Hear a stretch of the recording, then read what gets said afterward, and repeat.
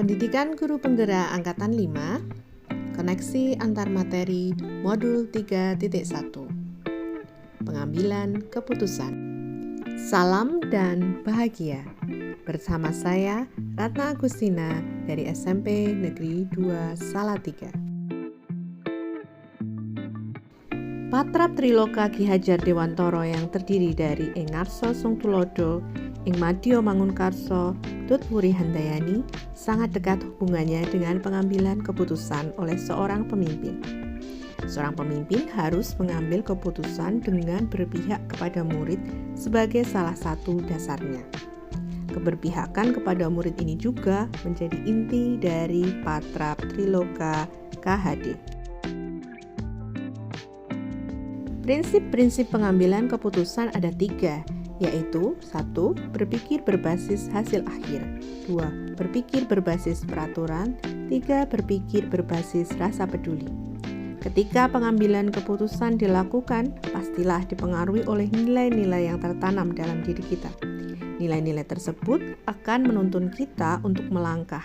Apakah kita akan mengarah kepada salah satu prinsip atau justru mempertimbangkan ketiga prinsip itu sesuai dengan porsi yang kita yakini. Coaching dapat dilakukan untuk 1. Percakapan perencanaan, 2. Percakapan refleksi, 3. Percakapan pemecahan masalah, dan 4. Percakapan kalibrasi.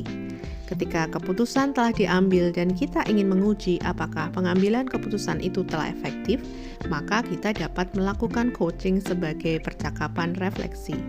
Dengan alur tirta, tujuan, identifikasi, rencana aksi, dan tanggung jawab, coach atau kita dapat merefleksikan pengalaman atau pengambilan keputusan dan mengambil makna serta pembelajaran dari pengalaman atau pengambilan keputusan tersebut.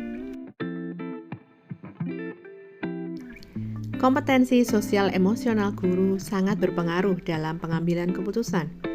Pribadi yang matang dalam KSE, yang terpenuhi well-being-nya, akan dapat mengambil keputusan dengan lebih bijaksana.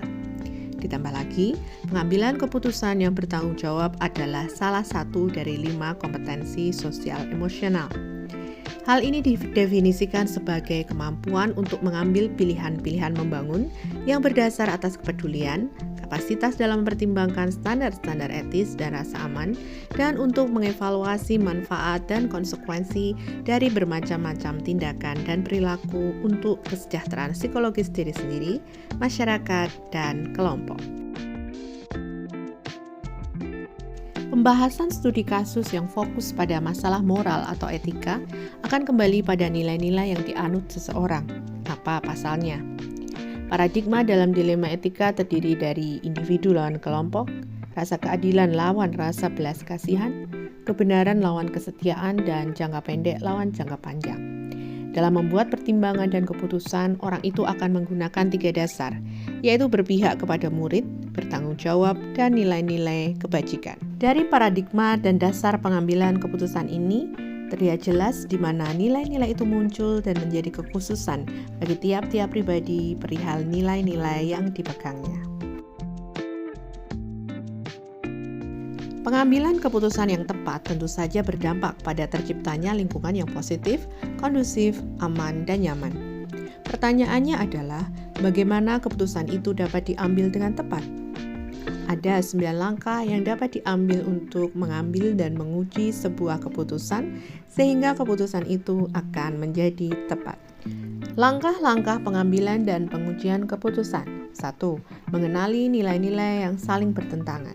2. Menentukan siapa yang terlibat dalam situasi tersebut. 3. Mengumpulkan fakta yang relevan. 4. Pengujian benar atau salah. 5. Pengujian paradigma benar lawan benar. 6. Melakukan prinsip resolusi. 7. Investigasi opsi trilema. 8. Membuat keputusan. 9. Melihat lagi keputusan dan melakukan refleksi.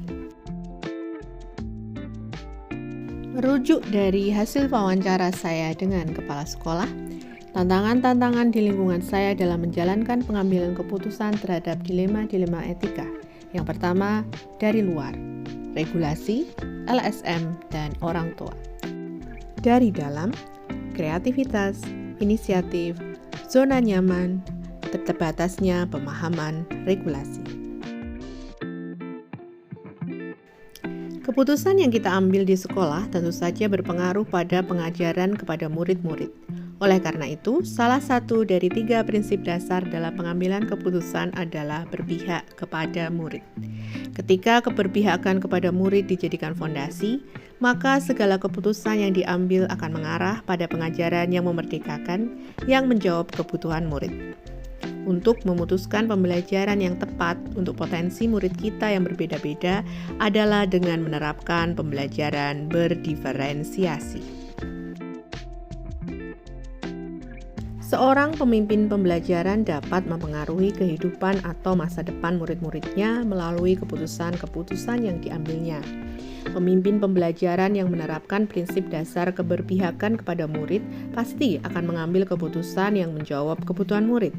Sebaliknya, pemimpin yang mengabaikan hal ini cenderung akan gagal untuk memenuhi kebutuhan para murid melalui proses pendidikan yang terjadi di sekolah. Seperti kita ketahui, pendidikan ibarat sebuah investasi jangka panjang. Apabila pemimpin gagal membuat keputusan yang berpihak kepada murid hari demi hari di masa kini, dapat dibayangkan bagaimana akibatnya di masa depan para murid tersebut. Murid akan kesulitan, bahkan mungkin gagal kenali siapa dirinya dan gagal menebalkan potensi yang dimilikinya karena tidak mendapat fasilitasi yang sesuai dengan kebutuhannya. Oleh karena itu, pemimpin pembelajaran hendaknya terus mengasah dan merefleksi diri untuk menjadi sosok pemimpin yang memerdekakan murid-muridnya. Sekali lagi, keputusan apapun yang diambil oleh pemimpin pembelajaran akan turut mewarnai kanvas masa depan murid-muridnya. Modul ini memberi gambaran bahwa dalam proses pendidikan ada berbagai dilema etika yang dihadapi dan diputuskan. Pengambilan keputusan dilema etika adalah sebuah proses yang kompleks dan perlu berbagai wawasan dan pertimbangan. Modul ini bagi saya adalah salah satu puncak kulminasi untuk mempraktikkan materi-materi sebelumnya. Dalam mengambil keputusan perlu memahami filosofi pendidikan, visi misi sekolah, kompetensi sosial emosional, dan nilai-nilai kebijakan. Arahannya tentu saja untuk memfasilitasi keberpihakan kepada murid, untuk mewujudkan pendidikan yang memerdekakan. Setelah mempelajari materi modul 3.1, saya tentu saja mendapat cukup banyak informasi dan gambaran tentang apa itu dilema etika, bujukan moral, 4 paradigma pengambilan keputusan, 3 prinsip pengambilan keputusan, serta 9 langkah pengambilan dan pengujian keputusan, beserta dengan sejumlah studi kasus yang diberikan. Istilah dilema etika dan bujukan moral adalah hal baru bagi saya. Paradigma dan prinsip pengambilan keputusan juga memberikan khasanah yang memperkaya cakrawala pengetahuan saya yang masih terbatas. Langkah pengambilan dan pengujian keputusan yang berjumlah 9 cukup mengejutkan saya mengingat banyaknya.